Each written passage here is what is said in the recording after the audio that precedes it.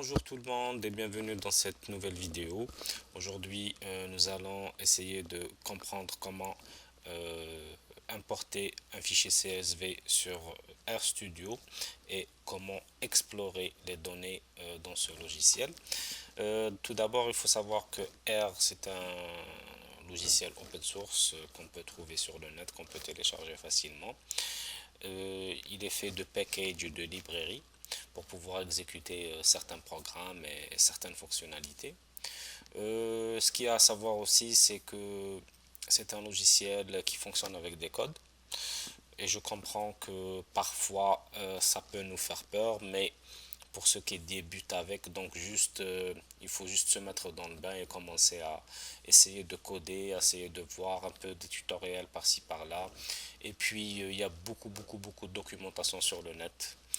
Donc vous pouvez trouver ça super facilement. Pour commencer, on va essayer d'importer un fichier qui est sur mon bureau, qui est pays. Hein, il est sur mon bureau. Donc déjà il faudrait connaître le chemin pour pouvoir accéder à ce fichier là. Donc c'est l'emplacement, donc on le copie. Puis on vient ici, donc déjà pour que ça soit bien propre, importation du fichier CSV. Donc la fonction qui permet de lire des fichiers CSV ou autres fichiers, c'est la fonction read. C'est lire read.csv2. Puis il faudrait ouvrir deux guillemets et copier le path qui est le chemin d'accès, remplacer les slash par des anti-slash, à ne pas oublier. Puis rajouter un anti-slash ici et écrire le nom de notre fichier avec son extension qui est CSV. Puis appuyer sur Alt et entrer en même temps. S'il y a un problème ici, alors users, voilà, CSV. Voilà, comme vous voyez, il a comme illustré notre fichier. Il a fait une lecture telle qu'il est. Voilà, pays, région, population, taux de naissance, taux de mortalité des différents pays. Mais c'est pas très pratique de lire juste comme ça, donc il faudrait mettre ce fichier là, ce qu'on voit ici, dans un fichier sous RStudio. Et pour ça, il faudrait utiliser ce qu'on appelle l'affectation, qui se fait avec cette flèche. On affecte la lecture que voilà à un nom quelconque. On va rester avec pays. Et puis Alt et Entrée. Vous voyez ici que c'est fait. Donc c'est en bleu, la requête est bien passée. Donc, si on veut voir ce fichier là, donc on a la fonction view, puis on écrit dedans qu'est-ce qu'on veut voir. On veut voir notre fichier pays. Alt Entrée, Alt Entrée. Comme vous voyez, hein, il a illustré le fichier. Puis pour commencer l'exploration des données que nous avons, donc on peut commencer déjà à voir un peu tout ce qu'on a. On peut utiliser la fonction dim qui est dimension, donc dimension de notre fichier.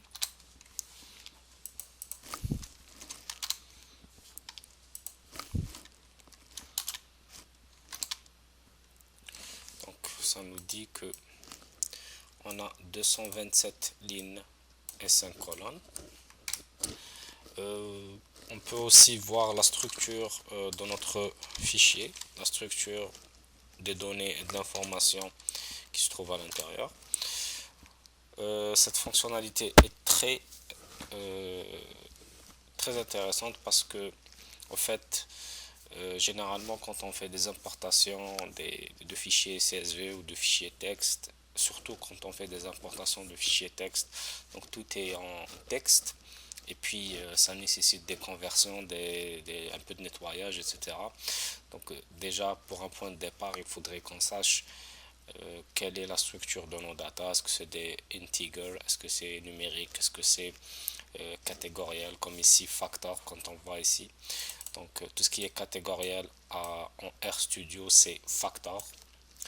Et là, comme vous voyez, il nous dit qu'on a 13 levels pour les régions, c'est-à-dire 13 niveaux. Pour les pays, on a 227 levels. Population aussi, même si c'est un chiffre, mais format d'écriture, donc c'est écrit en texte et non pas en chiffres, d'où les guillemets.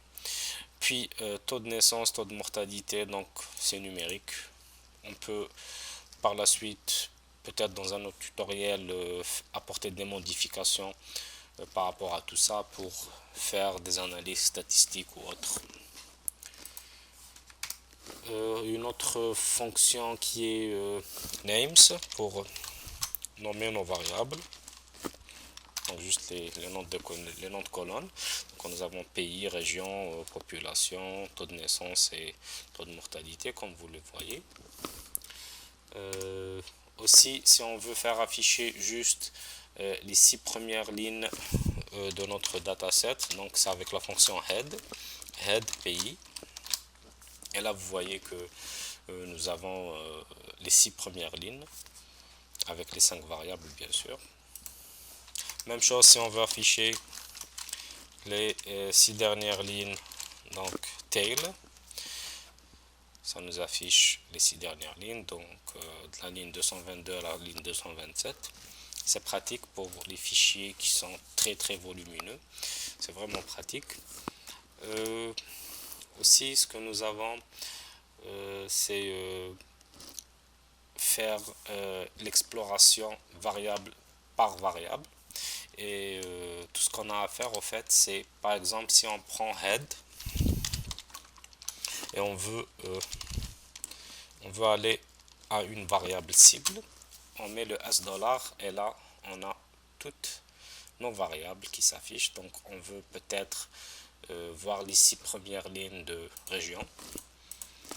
On exécute et comme vous voyez, il a fait sortir juste les 6 premières lignes qui sont Asia, Eastern Europe, Northern Africa, Oceania, Western Europe, Sub-Saharan Africa.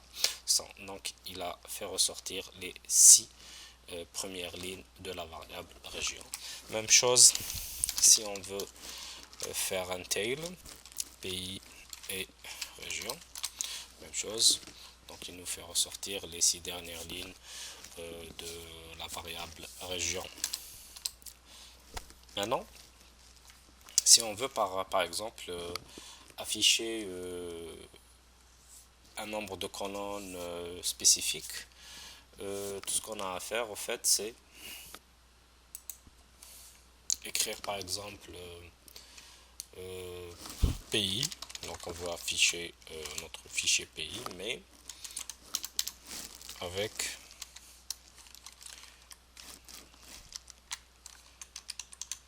on va afficher juste de la ligne 1 à la ligne 10 et de la variable 1 à la variable 3. Donc comme vous voyez ici, la partie de gauche est celle des lignes et la partie de droite est celle des colonnes. Et puis les 2 points c'est pour dire 2A. Et si on met rien, bon, on va essayer, on va rien mettre pour commencer. Là ce qui va se passer c'est qu'il va nous lister le tout. Mais si on lui dit attends, on veut juste en fait la ligne 1, donc il va nous faire sortir que la ligne 1 des 5 variables. Comme vous voyez, pays, région, taux de naissance, taux de mortalité, etc.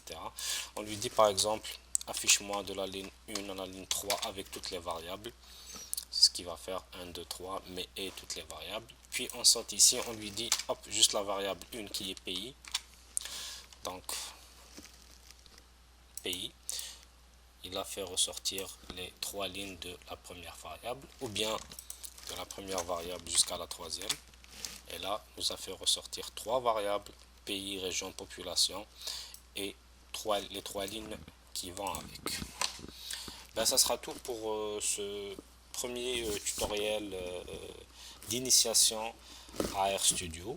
Donc moi, ce que je vous conseille, c'est d'essayer de manipuler le maximum, de refaire ça sur différents datasets, vous exercer, puis voir ce qu'il y a aussi sur le net. C'est vraiment, vraiment, vraiment très, très riche en termes de code et de suggestions, etc. Donc j'espère que vous avez aimé ce tutoriel et je vous donne rendez-vous dans un autre tutoriel pour aller vers la manipulation de données et vers l'analyse et tout ce qui est statistique descriptive.